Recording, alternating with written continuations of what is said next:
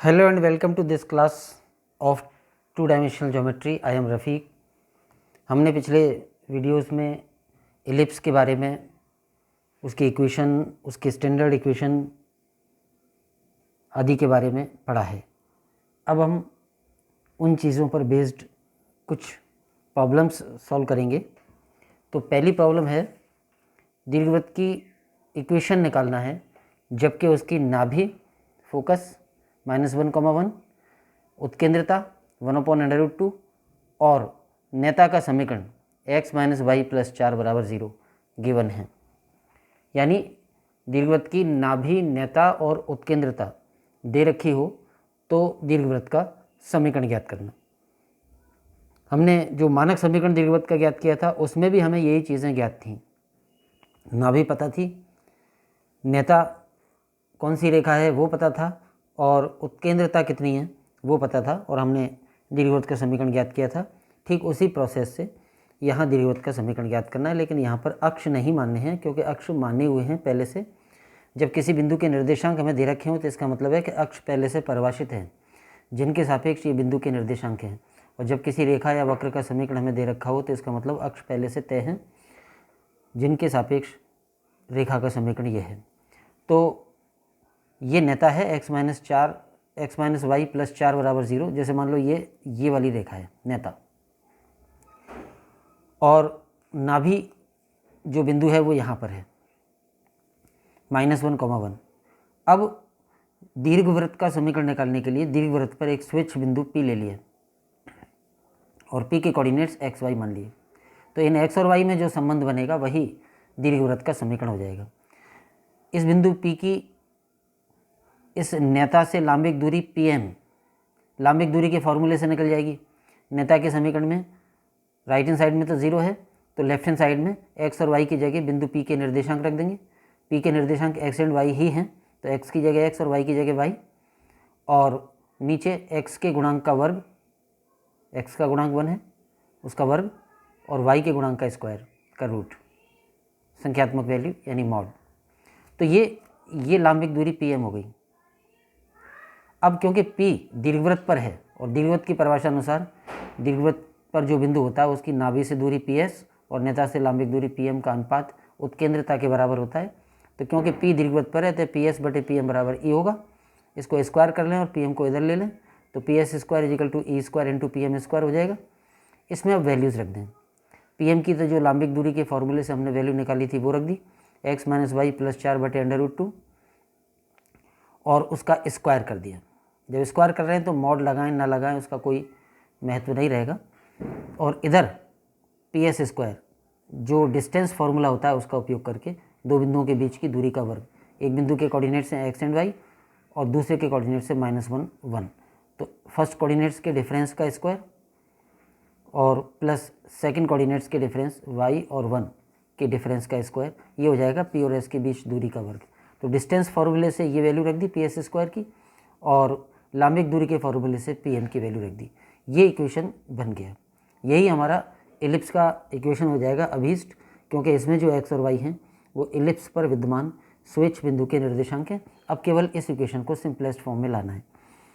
ये नीचे √2 का स्क्वायर 2 हो जाएगा, 2 × 2 4 हो जाएगा, 4 को लेफ्ट में ले लिए और इधर ये दोनों होल स्क्वायर एक्सपेंड कर दिए।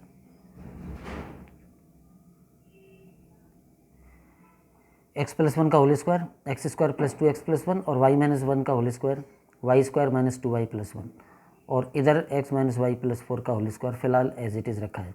इधर 4 को अंदर मल्टीप्लाई कर दिया सबसे, 4x² + 4y² ये वाला पद, ये हो जाएगा 8x, ये हो जाएगा -8y, और 1 और 1 2, 2 × 4 8 हो जाएगा। इधर होल स्क्वायर खोल दिया।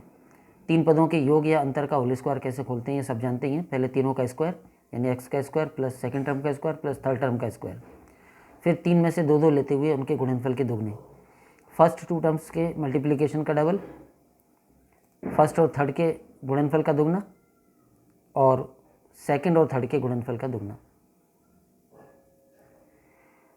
और सिंप्लीफाई कर लें, 4x² और x² तो 3x² हो जाएगा, 4y² और y² तो 3y² हो जाएगा। ये -2xy लेफ्ट में आ गया तो +2xy हो गया। 8x इधर है, 8x इधर है, कैंसिल हो जाएंगे, -8y और -8y कैंसिल हो जाएंगे, और कांस्टेंट टर्म हो जाएगी 8 और -16 यानी -8। तो ये अभीष्ट इक्वेशन हो गया दीर्घवृत्त का। तो ये प्रोसेस हो गया जब हमें किसी दीर्घवृत्त का समीकरण निकालना हो और उसकी नाभि, नेता और उत्केंद्रता दे रखी हो, फोकस, डायरेक्ट्रिक्स एंड एक्सेंट्रिसिटी दे रखी हो। तो दीर्घवृत्त का समीकरण निकालने का तरीका यह है कि दीर्घवृत्त पर एक स्वेच्छ बिंदु ले लें जिसके कोऑर्डिनेट्स XY मान लें और PS/PM बराबर E इसमें वैल्यू रख दें। ये एक प्रकार का क्वेश्चन हो गया। दूसरा क्वेश्चन हम ये ले रहे हैं कि अगर हमें दीर्घवृत्त का समीकरण दे रखा हो तो फिर उसकी नाभि, नेता, उत्केंद्रता वगैरह कैसे ज्ञात करेंगे। तो क्वेश्चन नंबर 2 में यह है कि नाभि, नेता, उत्केंद्रता, शीर्ष और नाभिलंब ज्ञात करो। दिए गए दीर्घवृत्त का समीकरण दे रखा है और ये चीज़ें ज्ञात करनी है। तो जैसे ए पार्ट में दीर्घवृत्त का समीकरण दे रखा है 4x² + 9y² = 1। तो पहले तो हम इसको मानक रूप में ले लें।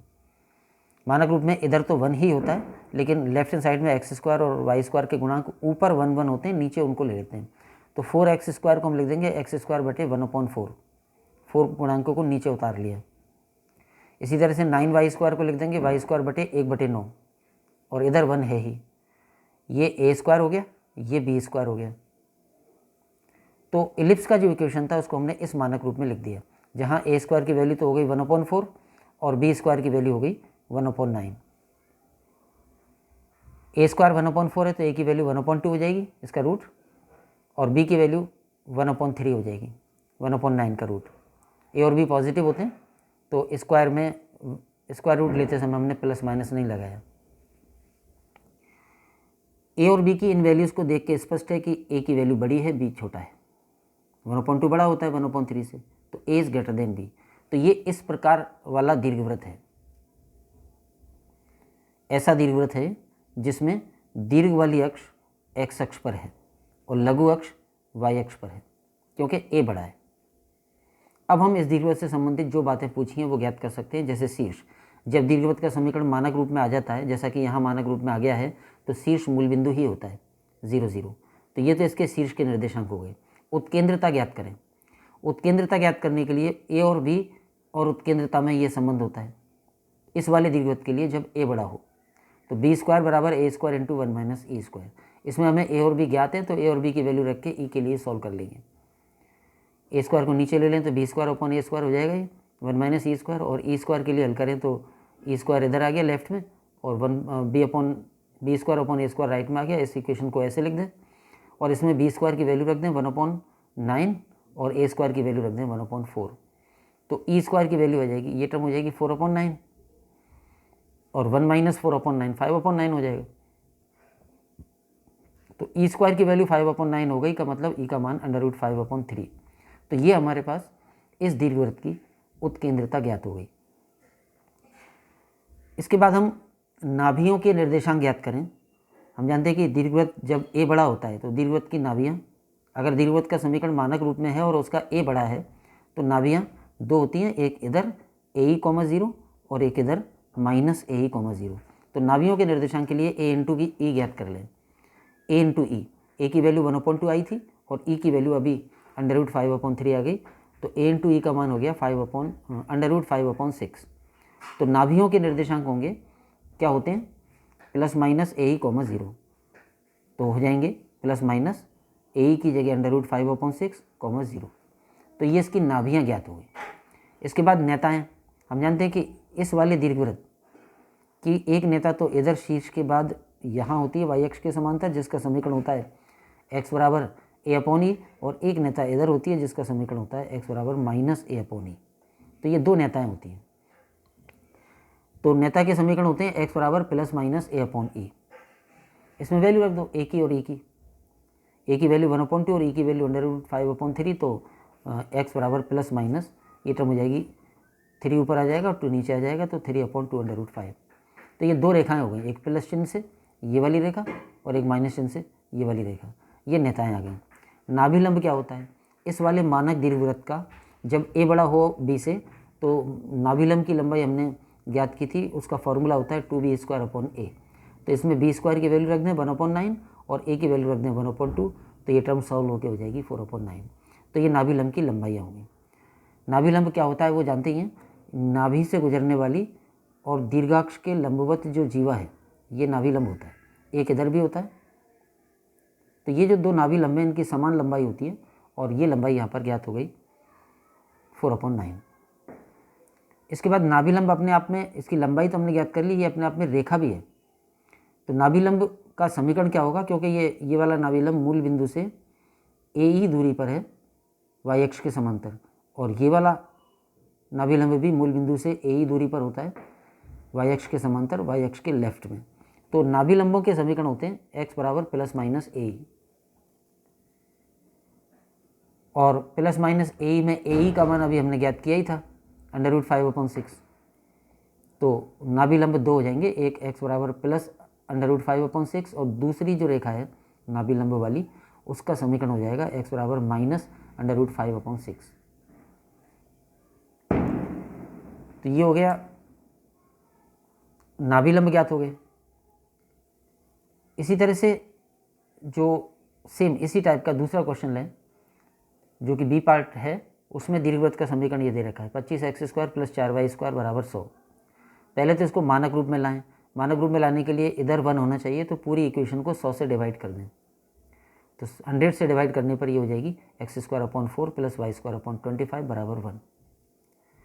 इसको a² और इसको b² लिख दें तो ये इक्वेशन हो जाएगी x² + y² बराबर 1, यानी मानक रूप में आ गया, जहाँ a² की वैल्यू तो है 4 और b² की वैल्यू है 25। तो a की वैल्यू हो गई 2 और b की वैल्यू हो गई 5। यहाँ हम देख रहे हैं कि a छोटा है, b बड़ा है, a is less than b। तो ये वैसा दीर्घवृत्त होगा जिसकी बड़ी वाली अक्ष y अक्ष पर होगी। इस मानक दीर्घवृत्त का भी शीर्ष मूल बिंदु ही होता है, तो शीर्ष के कोऑर्डिनेट्स 0, 0 हो जाएंगे, और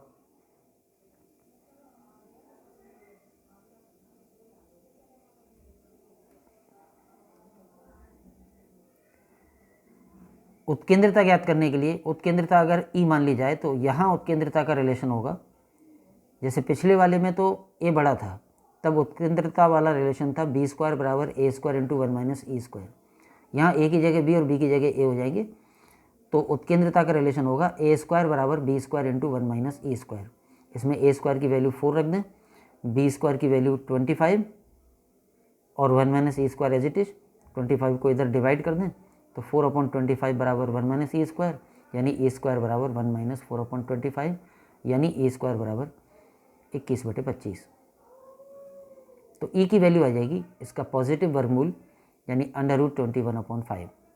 तो ये इस दीर्घवृत्त की उत्केंद्रता हो गई। अब इसकी नाभियाँ, तो ये वाला दीर्घवृत्त की दीर्घाक्ष y अक्ष पर है, तो इसकी नाभियाँ भी y अक्ष पर होंगी और नाभियों के निर्देशांक होंगे यहाँ पर 0, ±BE।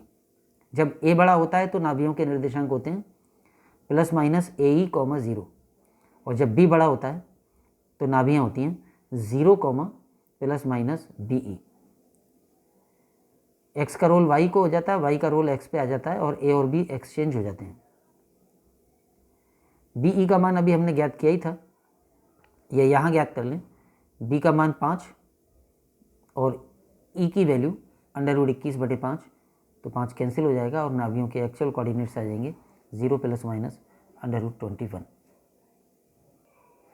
इसके बाद नेताएं ज्ञात करें।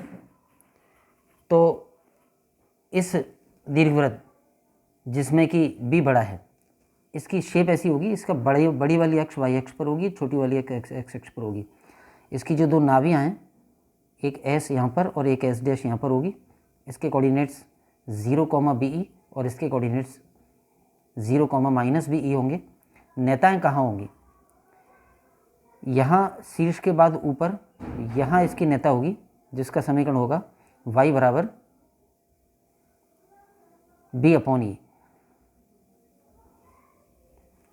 यहाँ नेता होगी और दूसरी नीचे होगी, रेखा y बराबर -B/E।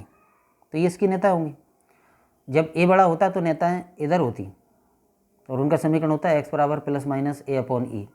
ये यहाँ होगा y बराबर ±B/E। तो b की वैल्यू 5 और e की वैल्यू √21/5, तो नेता के समीकरण हो जाएंगे y बराबर ±25/√21, ये दोनों रेखाएं हो गई, एक प्लस चिन्ह से और एक माइनस चिन्ह से। नाभि लंब की लंबाई, जब a बड़ा होता है b से तब तो नाभि लंब की लंबाई का फॉर्मूला होता है 2b² a, और जब b बड़ा होता है तो a की जगह b और b की जगह a हो जाएगा, और नाभि लंब की लंबाई का फॉर्मूला हो जाएगा 2a² b। इसमें a² की वैल्यू 4 और b की वैल्यू 5 रख दें तो नाभि लंब की लंबाइयाँ 8/5 आ जाएंगी। यहाँ नाभि लंब कहाँ होगा, ये जो नाभि है इससे गुजरने वाली और इस दीर्घाक्ष के लंबवत दीर्घवृत्त की ये जीवा नाभि लंब कहलाएगी, और एक इस नाभि से गुजरने वाली और दीर्घाक्ष के लंबवत ये जीवा नाभि लंब कहलाएगी।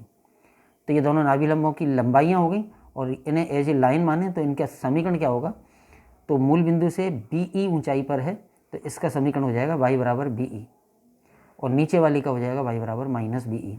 तो नाभि लंबों के समीकरण ये हो जाएंगे y बराबर प्लस माइनस, और BE का मान अभी हमने ज्ञात किया ही था, √21 आया था।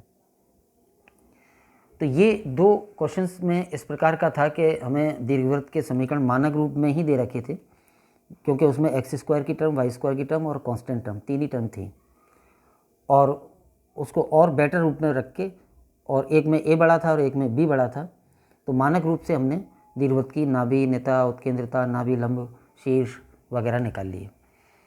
अब ये सी पार्ट में दीर्घवृत्त का समीकरण ये है। इसमें x² की टर्म, y² की टर्म और कांस्टेंट टर्म के अतिरिक्त x की सिंगल पावर की टर्म और y की सिंगल पावर की टर्म भी है। तो ये दीर्घवृत्त का समीकरण मानक रूप में नहीं है।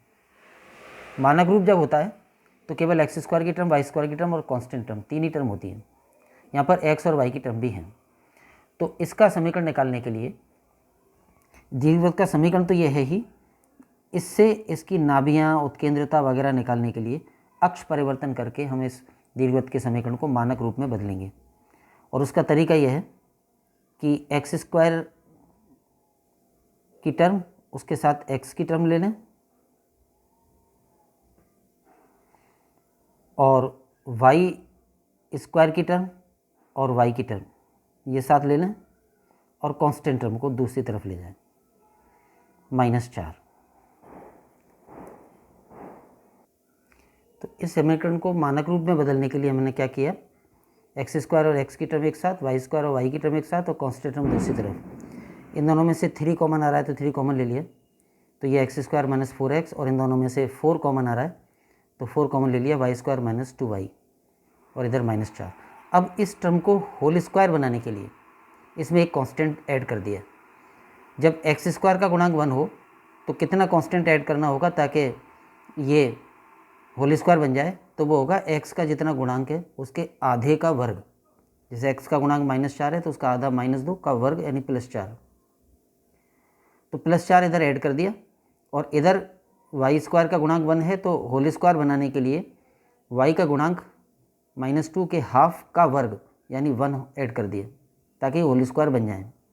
वैसे ही सोच सकते हो कि x² - 4x में क्या कांस्टेंट टर्म जोड़ी जाए ताकि होल स्क्वायर बन जाए, तो वो होगी 4, और इधर y² - 2y में क्या कांस्टेंट टर्म जोड़ी जाए ताकि होल स्क्वायर बन जाए, तो वो 1 हो जाएगी।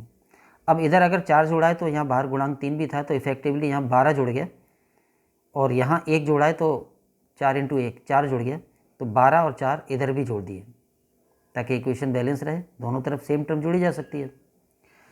अब ये बन गया x - 2 का होल स्क्वायर।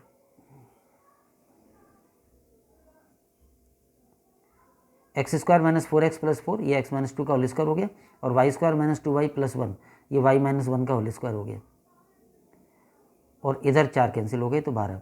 x - 2 को मान लिया हमने नया वेरिएबल कैपिटल X, और y - 1 को हमने मान लिया नया वेरिएबल कैपिटल Y।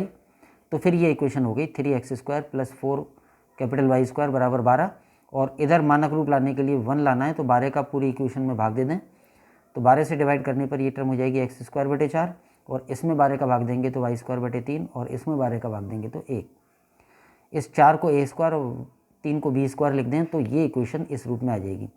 ये मानक रूप हो गया, जहाँ हमने क्या क्या माना है, a² तो माना है 4 को, और b² है 3, तो a² 4 है तो a का मान 2 हो जाएगा, और b² 3 है तो b का मान √3 हो जाएगा। तथा और क्या माना है, कैपिटल X हमने कैसे माना है,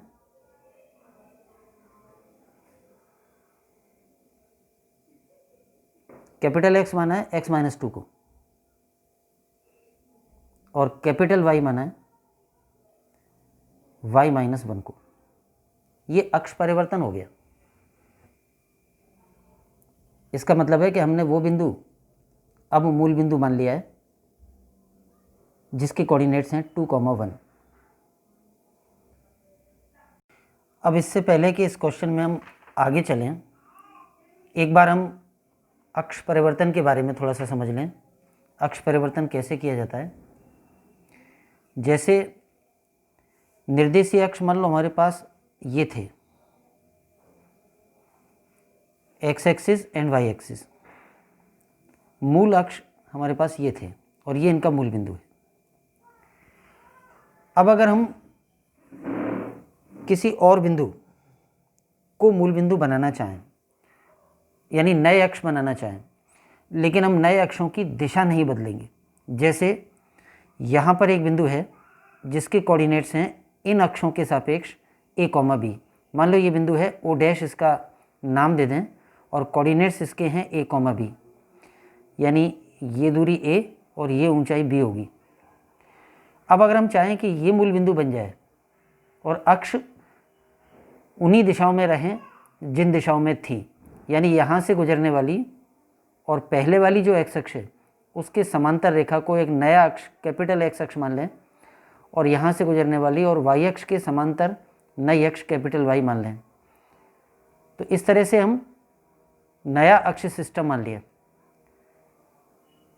तो पहले वाला सिस्टम था जिसमें मूल बिंदु O था, एक्स एक्सिस ये थी, वाई एक्सिस ये थी, और अब जो नया अक्ष सिस्टम मान लिया है उसमें मूल बिंदु ये O डैश है और अब जो नई एक्स एक्सिस है वो कैपिटल एक्स द्वारा डिनोटेड है और ये है जो पहले वाली एक्स अक्ष के समांतर है, और जो नई वाई अक्ष है वो पहले वाली वाई अक्ष के समांतर है और कैपिटल वाई द्वारा डिनोटेड है।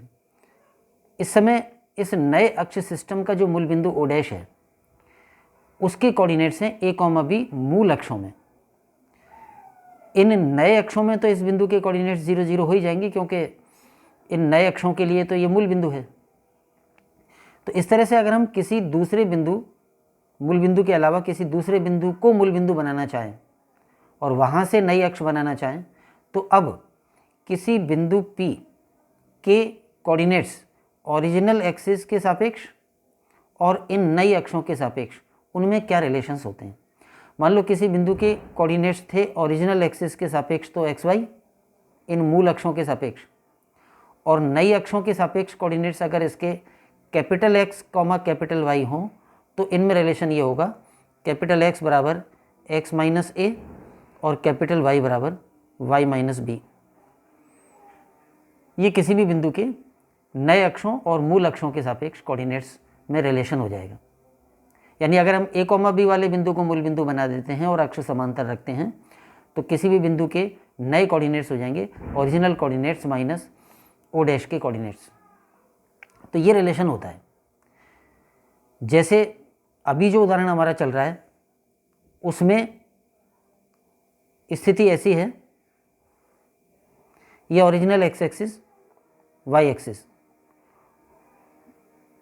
हमने x माइनस 2 को नया कैपिटल X माना है और y माइनस 1 को कैपिटल Y माना है। इसका मतलब है कि हमने 2 और 1 घटाया है। इसका मतलब है कि जो 2, 1 बिंदु है, जैसे ये मूल अक्षों का मूल बिंदु O है, यहाँ से 2 दूरी इधर और 1 दूरी ऊपर जाए, तो ये जो बिंदु है O डैश, इसको अब हमने नया मूल बिंदु मान लिया है। O डैश जिसके ओरिजिनल कोऑर्डिनेट्स 2, 1 हैं, यहाँ से गुजरने वाली और एक्स अक्ष के समांतर रेखा को नया एक्स अक्ष यानी कैपिटल एक्स अक्ष और यहाँ से गुजरने वाली और वाई अक्ष के समांतर रेखा को कैपिटल वाई मान लिया है। ये नया सिस्टम बन गया है। अब किसी बिंदु के कोऑर्डिनेट्स, वो जो समीकरण हमारा चल रहा है उस समीकरण में जो एक्स वाई हैं वो दीर्घवृत्त पर जनरल बिंदु के कोऑर्डिनेट्स हैं मूल अक्षों के सापेक्ष, और अब जो कैपिटल एक्स वाई मान लिए हैं वो उसी बिंदु के कोऑर्डिनेट्स हो जाएंगे इन नए अक्षों के सापेक्ष। तो अक्ष बदल गए हैं और अब हम ये कह सकते हैं कि मूल अक्षों जो ओरिजिनल अक्ष हैं एक्स अक्ष और वाई अक्ष, उनके सापेक्ष तो दीर्घवृत्त का समीकरण वो था जो दे रखा था, 3x² + 4y² - 12x - 8y + 4 = 0। और ये जो नई अक्ष बन गई हैं, जिसका O' तो मूल बिंदु है, ये कैपिटल X अक्ष है और ये कैपिटल Y अक्ष है, इन नई अक्षों के सापेक्ष उसी दीर्घवृत्त का समीकरण ये वाला हो जाता है। तो ये जो मानक रूप में समीकरण आया है, ये मूल अक्षों के सापेक्ष नहीं आया है, नए अक्षों के सापेक्ष आया है। और इस मानक रूप वाले दीर्घवृत्त का केंद्र मूल बिंदु होता है 0 0, लेकिन वो होगा कैपिटल X और कैपिटल Y में। तो अब हम यहाँ पे लिख सकते हैं कि दीर्घवृत्त का केंद्र के निर्देशांक क्या होंगे, तो इसके केंद्र के निर्देशांक होंगे capital X = 0 and capital Y = 0, यानी O'। इसके इस बिंदु के मूल निर्देशांक क्या होंगे, यानी मूल अक्षों में, तो कैपिटल X का मान x - 2 रख दें और कैपिटल Y का मान y - 1 रख दें, जैसा कि हमने माना हुआ है। तो स्मॉल x = 2 आ जाएगा और स्मॉल y = 1 आ जाएगा, यानी ये जो O' केंद्र है, इसके कोऑर्डिनेट्स मूल अक्षों में हो जाएंगे 2, 1 और नए अक्षों में क्या होंगे 0 0, यानी कैपिटल X Y अक्षों में तो इस केंद्र के निर्देशांक 0 0 होंगे और मूल अक्षों में इसके कोऑर्डिनेट्स हो जाएंगे 2, 1। तो दिए गए दीर्घवृत्त का केंद्र ये बिंदु है O', जिसके कोऑर्डिनेट्स हैं 2, 1। अब हम ज्ञात करें इस दीर्घवृत्त की उत्केंद्रता। तो क्योंकि यहाँ पर a बड़ा है, उत्केंद्रता अगर e मान लें तो a बड़ा होने के कारण a का मान 2 है और b का मान √3 है, तो a बड़ा है। उत्केंद्रता वाला संबंध ये होगा b² = a² × 1 - e²। b² की वैल्यू 3 और a² की वैल्यू 4 रख के 1 - e² का मान आ जाएगा 3/4 और e² का मान हो जाएगा 1 - 3/4 यानी 1/4, और इससे e की वैल्यू आ गई 1/2। इसका मतलब इस दीर्घवृत्त की उत्केंद्रता 1/2 है। इसके बाद हम ज्ञात करें इस दीर्घवृत्त की नाभियों के निर्देशांक। तो नाभियों के निर्देशांक ज्ञात करने के लिए, जैसा कि हम जानते हैं कि इस मानक दीर्घवृत्त के लिए जबकि a बड़ा है, नाभियों के निर्देशांक होते हैं ± ae, 0, लेकिन वो कैपिटल कोऑर्डिनेट्स में होंगे, यानी नए अक्षों के सापेक्ष, क्योंकि दीर्घवृत्त का मानक समीकरण नए अक्षों के सापेक्ष है। तो नाभियों के निर्देशांक हो जाएंगे x कोऑर्डिनेट तो ± ae और y कोऑर्डिनेट 0। अब वापस हम मूल कोऑर्डिनेट्स निकालना चाहें नाभियों के, तो मूल कोऑर्डिनेट्स में कैपिटल X को x - 2 लिख दें, x - 2 को ही हमने कैपिटल X माना हुआ है, a की वैल्यू 2 और e की वैल्यू अभी हमने ज्ञात की थी 1/2, तो ये हो जाएगा ±1 और 2 इधर आ जाएगा, तो स्मॉल x की वैल्यू हो जाएगी 2 + -1, यानी ये दो मान हैं, प्लस चिन्ह से तो 3 और माइनस चिन्ह से 2 - 1 यानी 1। तो x कोऑर्डिनेट आ जाएंगे 3 और 1, और कैपिटल Y = 0 में कैपिटल Y की वैल्यू y - 1 रख देंगे तो y = 1। तो x की वैल्यूज 3 और 1 और y की वैल्यू 1। इसका मतलब दो नाभियाँ जो हैं वो हो जाएंगी 3, 1 एंड 1, 1। एक को नाम दे दिया S और एक को नाम दे दिया S'। ये नाभियों के निर्देशांक मूल अक्षों के सापेक्ष आ गए, परिवर्तित अक्षों के सापेक्ष नहीं। परिवर्तित अक्षों के सापेक्ष तो नाभियों के कोऑर्डिनेट्स ± a, 0 थे, लेकिन उसको हमने ओरिजिनल कोऑर्डिनेट्स में बदल लिया, तो नाभियों के मूल अक्षों के सापेक्ष निर्देशांक ये आ जाएंगे। इसी तरह से नेताओं के समीकरण, तो मानक दीर्घवृत्त जब a बड़ा होता है तो नेता होती है x = ± a, तो कैपिटल में होगी क्योंकि कैपिटल में मानक दीर्घवृत्त है, तो कैपिटल X = ± a। ये दो नेताओं के समीकरण हो जाएंगे नए अक्षों के सापेक्ष। मूल अक्षों के सापेक्ष निकालने के लिए इसको स्मॉल में बदल देंगे, कैपिटल X का मान x - 2 रख दें और प्लस माइनस अपनी जगह, a की वैल्यू 2 और e की वैल्यू 1/2, तो ये वैल्यू हो जाएगी 4 तो हो जाए और 2 इधर आ जाएगा, तो x = 2 ± 4, प्लस चिन्ह से तो हो जाएगा x = 6 और माइनस चिन्ह से हो जाएगा x = 2, x = -2। तो दो नेताएं ये हो जाएंगी। ये अब नेताओं के समीकरण मूल अक्षों के सापेक्ष आ गए हैं। परिवर्तित अक्षों या नए अक्षों के सापेक्ष तो ये थे और मूल अक्षों के सापेक्ष ये हो जाएंगे, तो ये हो जाएगी इसकी नेता। रही बात नाभिलंब की, तो नाभिलंब का समीकरण, नाभिलंब की लंबाई, मानक दीर्घवृत्त जबकि a बड़ा हो तो नाभिलंब की लंबाई का फॉर्मूला है 2b² a, तो इसमें b² की वैल्यू 3 और a की वैल्यू 2 रख दें तो 3 आ जाएगा। तो ये इस दीर्घवृत्त के सभी चीज़ें ज्ञात कर ली। तो जब दीर्घवृत्त के समीकरण में x² और y² के पद होने के साथ साथ x और y की टर्म्स भी हों, तो फिर हम उस दीर्घवृत्त को मानक रूप में बदल लेते हैं अक्ष परिवर्तन करके। और मानक रूप में बदलने के बाद मानक रूप से हम वो सारी चीज़ें ज्ञात कर सकते हैं दीर्घवृत्त की जो हमसे पूछी गई हैं। अब अगर हम इस दीर्घवृत्त की एक्चुअल पोजीशन देखें तो ऐसे है, ये मूल बिंदु है, ये मूल एक्स अक्ष है ओरिजिनल, और ये वाई अक्ष है। ये जो 2,1 बिंदु ओ डैश था इसको केंद्र मानकर नई अक्ष बन गई कैपिटल एक्स और कैपिटल वाई। ये बिंदु दीर्घवृत्त का केंद्र है। तो ये दीर्घवृत्त इस प्रकार का है। दो नाभियाँ, एक एस जिसके कोऑर्डिनेट्स 3,1 आए थे और दूसरा एस डैश जिसके कोऑर्डिनेट्स 1,1 आए थे, यहाँ होगा। ये इसकी दीर्घ अक्ष होगी, ये इसकी लघु अक्ष होगी, ये नेता होगी रेखा x बराबर 6 और ये नेता होगी रेखा x बराबर -2। तो इस वीडियो में इतना ही। Thanks to all. जय हिंद।